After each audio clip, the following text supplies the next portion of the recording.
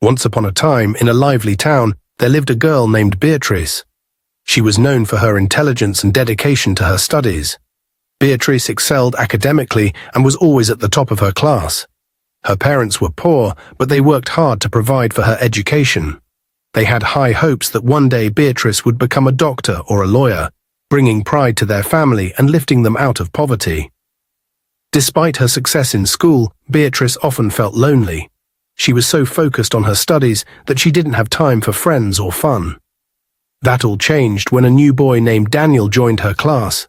He was charming, confident, and everyone loved him. Beatrice found herself drawn to him in a way she had never felt before. As weeks went by, Beatrice and Daniel became closer. They studied together, shared their dreams, and laughed over lunch. Beatrice felt a warmth in her heart that made her forget about her worries. One day, during a school event, they shared their first kiss. It felt magical, and Beatrice thought she had finally found happiness. But their romance quickly turned serious. One night, during a moment of weakness, they crossed a line. Beatrice felt excitement but also fear as she realized the gravity of what had happened. When she discovered she was pregnant, her world turned upside down. She was terrified and confused. What would her parents say? What would Daniel do? When Beatrice told her parents about the pregnancy, their faces turned pale. They were heartbroken. They had worked so hard to give her a good life, and now it felt like everything was falling apart. "How could you do this to us?" her mother cried. Beatrice felt the weight of her parents' disappointment crushing her. Feeling lost, Beatrice turned to Daniel for support. But when she told him the news, his reaction was not what she had hoped for. Daniel's face went pale, and he took a step back. "We can't have this baby," he said, his voice shaky. "My parents would never accept it. They want me to go to a good university and have a successful career. You can't ruin that for me." Beatrice was devastated. She had thought Daniel would be there for her, but instead he rejected her. He spoke of his wealthy parents' plans for his future and how he couldn't let her spoil everything. It hurt her deeply to hear him say those words, and in that moment she realized he didn't truly love her.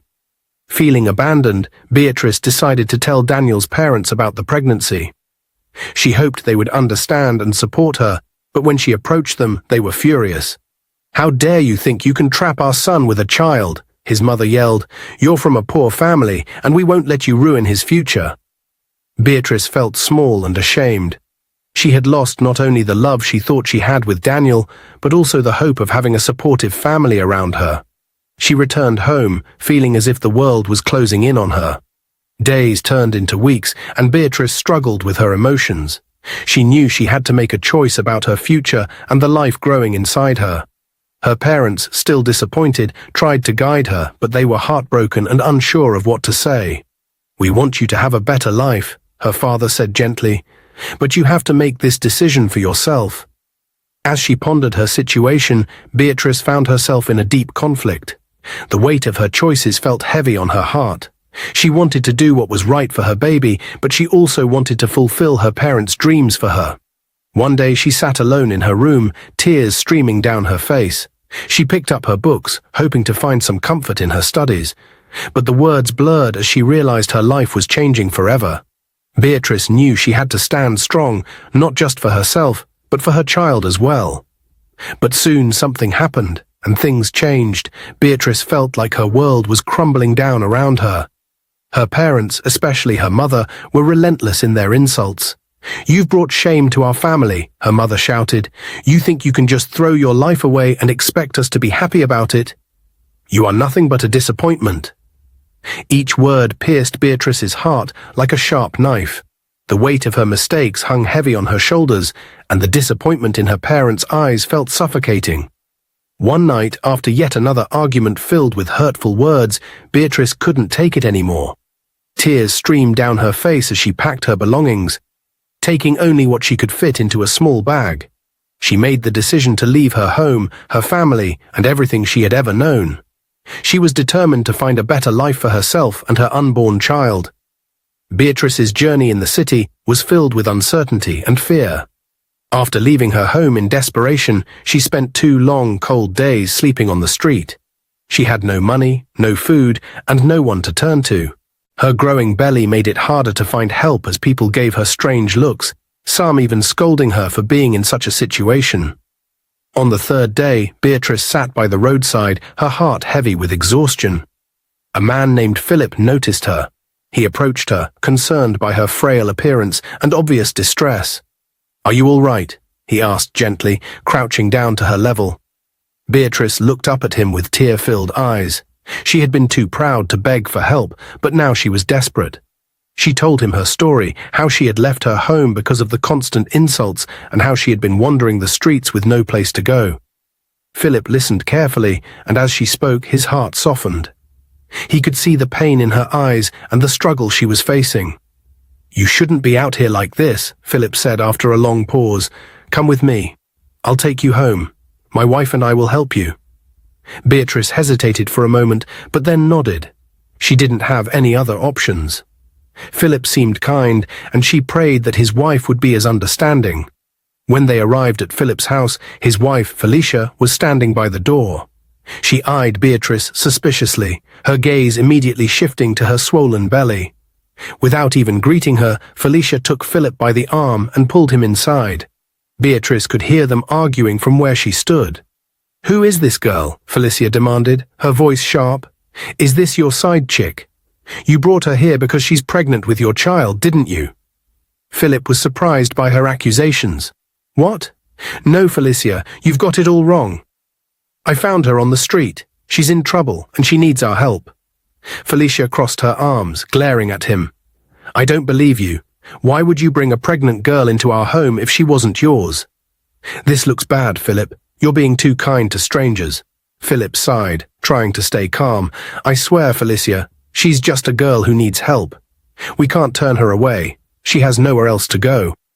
Please, try to understand." Felicia looked at him for a long moment, her face softening slightly, though the suspicion in her eyes remained. "Fine," she said finally, "I'll let her stay. But I'll tell you right now, I don't like her, and I don't trust her. You can help her, but I won't." Philip, relieved that his wife hadn't completely rejected the idea, turned to Beatrice. "You can stay," he said, smiling kindly, "but there will be some rules. You'll have to help around the house." Felicia stepped forward, her arms still crossed, her eyes cold. "You'll be cleaning, cooking, doing laundry, everything. If you want to stay here, you'll earn your keep. Is that understood?" Beatrice's heart sank, but she nodded. She had no other choice. "I understand," she whispered. The next few weeks were difficult for Beatrice. Felicia barely spoke to her, and when she did, it was with a harsh tone. Beatrice spent her days scrubbing floors, washing clothes, and cooking meals. Her body ached from the long hours of work, especially with her pregnancy, but she knew she had to endure it. She didn't want to be out on the streets again. Philip, on the other hand, was kind and always checked in on her. He made sure she was eating enough and often asked how she was feeling. "You're doing well, Beatrice," he would say, offering her a warm smile. "Just hang in there. Things will get better."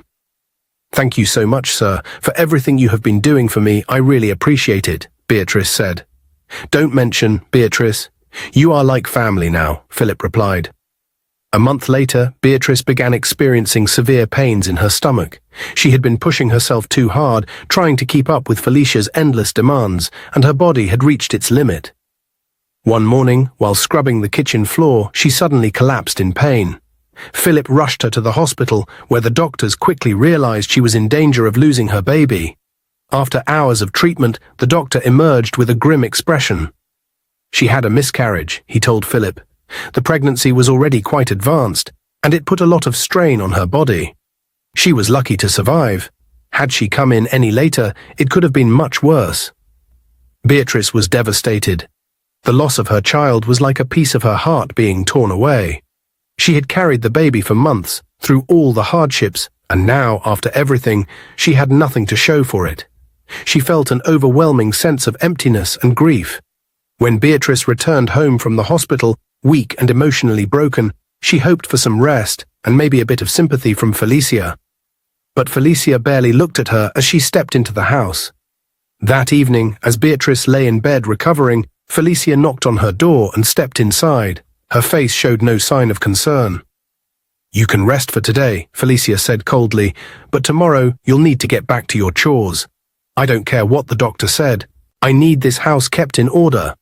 You're not here to lounge around." Beatrice stared at her in disbelief. She was still aching from the miscarriage, still processing the loss of her child, and yet Felicia showed no compassion. She could feel tears welling up, but she blinked them back. She had no choice but to endure. There was nowhere else to go. The next day, despite her body being sore and her heart heavy with grief, Beatrice dragged herself out of bed and began cleaning the house again. Every sweep of the broom reminded her of the child she had lost, and every task felt like a punishment. That afternoon, Philip came home and saw Beatrice bent over, sweeping the floor. She looked pale and weak, still recovering from the miscarriage. He moved closer, telling her she needed to rest. But Beatrice was afraid to stop. She knew if she didn't finish, Felicia might get angry or throw her out. Philip, feeling frustrated, marched into the house. He saw Felicia sitting on the couch and raised his voice. He was upset that Beatrice was being made to work after just losing the baby. He said it wasn't fair and that Felicia should help. Felicia, to Philip's surprise, started crying. She revealed that the doctor told her not to do any housework because it could stop her from getting pregnant. She had been trying hard to have a baby, and Philip didn't know how much pressure she was under. Philip's anger softened as he listened. He suggested they hire help, knowing that neither Felicia nor Beatrice should keep working like this. But Felicia refused. She didn't want a maid, saying that Beatrice was doing her job well and should continue. Beatrice, overhearing bits of their talk, kept sweeping. She was exhausted, but stopping wasn't an option. Inside, she felt broken, her hope fading. But even though it hurt, she knew she had to keep going. One evening, Felicia went out with her friends to the club, leaving Philip and Beatrice at home. Philip, however, had other plans. While Beatrice was busy in the kitchen, Philip secretly added something to her food that would make her sleep deeply. Unaware of what had been done to her meal, Beatrice ate her food and soon felt drowsy. By the time she fell asleep, Philip took advantage of the situation. The next morning, Beatrice woke up in her room feeling strange. She didn't remember anything from the previous night, but something felt wrong. Still, she brushed the feeling off, not knowing what had really happened. Months later, Beatrice was shocked when she found out she was pregnant. Confused, she couldn't recall sleeping with anyone and wondered how it was possible. When Felicia found out, she was furious, ready to throw Beatrice out of the house. But Philip stopped her, suggesting that Beatrice keep the baby and give it to them since they were unable to have children. Felicia, desperate to have a child, reluctantly agreed. Even though Beatrice stayed, her life became even harder. Felicia's treatment of her grew worse, more chores, more harsh words, and more control. Yet Philip seemed kinder when Felicia wasn't around. He would bring her fast food, new clothes, and small gifts, trying to win her over. Beatrice felt uneasy about his attention, but had no power to refuse it. Soon Felicia started noticing Philip's special treatment of Beatrice. She warned him to stop, sensing something wasn't right. But Philip assured her that he was just being nice, reminding Felicia that Beatrice was carrying the baby they both wanted so badly. Despite his excuses, Felicia's suspicions lingered, creating tension in the house. One day, Philip could no longer carry the weight of the truth. Sitting Beatrice down, he finally confessed everything. He told her how he had put something in her food that night, how he had taken advantage of her while she slept. Beatrice's heart shattered. She burst into tears, feeling utterly betrayed. She had trusted them, thinking that despite everything, Philip had been helping her out of kindness. Now she realized he had done all of this, knowing she had no one to turn to. Her tears flowed as she tried to understand why he would do such a thing. Philip watched her cry but couldn't stay silent. He told her he had grown to love her. At first he had no feelings, but over time he had seen how hard-working and determined she was. He couldn't deny the connection he felt with her now. Then, lowering his voice, Philip revealed something even darker. His wife Felicia had been cheating on him with his best friend. He also told Beatrice that Felicia had lost her womb because of several abortions in the past. Philip claimed he could never stay with a woman like that. Beatrice was furious. Despite his words, all she could feel was anger and disgust. She felt trapped, used and disrespected. She threatened to get rid of the pregnancy. She didn't want to bring a child into this terrible situation. Philip panicked, pleading with her not to do anything drastic. He promised her they would find a way to make everything better, but Beatrice wasn't sure she could believe anything he said anymore. Unknown to them, Felicia overheard everything that Philip and Beatrice had discussed. Furious, she decided to take matters into her own hands. The next morning, Felicia secretly bought some strong pills and dissolved them into Beatrice's drink. Unaware of the danger, Beatrice drank it.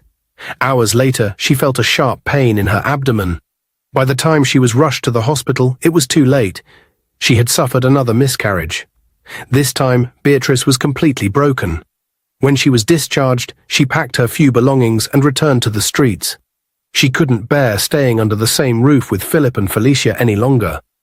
Despite everything that had happened, Philip tried desperately to find her. He searched the streets day and night, panic rising as he realized she was gone. He blamed Felicia for everything, and in a fit of anger, he finally confronted her. That was when Philip revealed that he had known all along about her secret affair with his best friend. Felicia's face went pale. She tried to deny it, but the truth was already out. Philip was done. He chased Felicia out of the house, telling her to never come back.